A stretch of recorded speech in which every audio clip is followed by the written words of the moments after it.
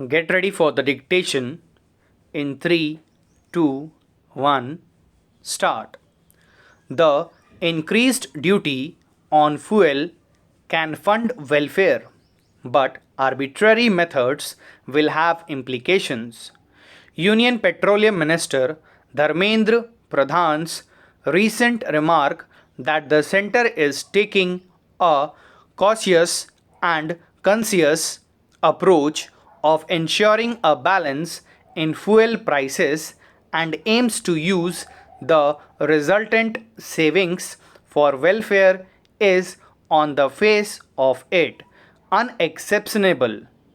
With global oil prices still about 45% lower than 2019 closing levels despite coordinated supply cuts by major producers.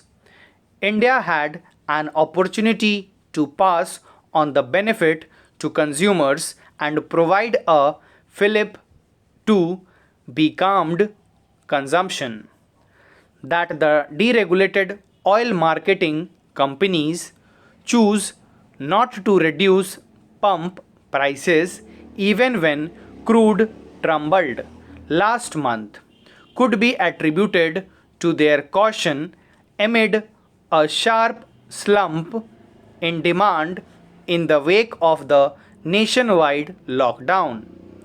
It is the government's decision earlier in May to raise excise duty on petrol and diesel for a second time in less than 2 months that raises several concerns. For one, subsequent to the latest increase, the centre's tax revenue on a litre of petrol sold by IOC in Delhi as on May 16 was 1.8 times the fuel's freight inclusive base price of rupees 18.28 and represented 46% of the final retail price of rupees 71.26.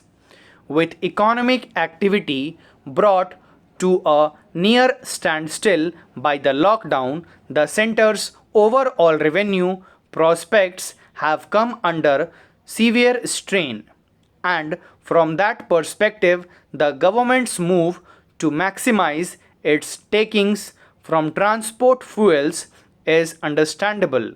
Still, the fact that the government has consistently tinkered with the duty structure through recent years of largely benign oil prices undermines the benefits from pricing deregulated that ought to have accrued to oil companies and consumers.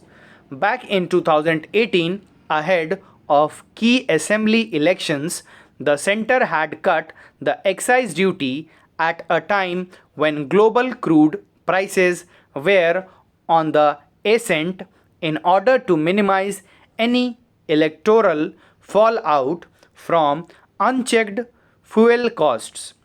The government's goal of maximizing revenue from fuel products to fund welfare measures can only bear fruit if demand for petrol and diesel remains unaffected by the continuing high costs, with curbs on interstate road transport still in place.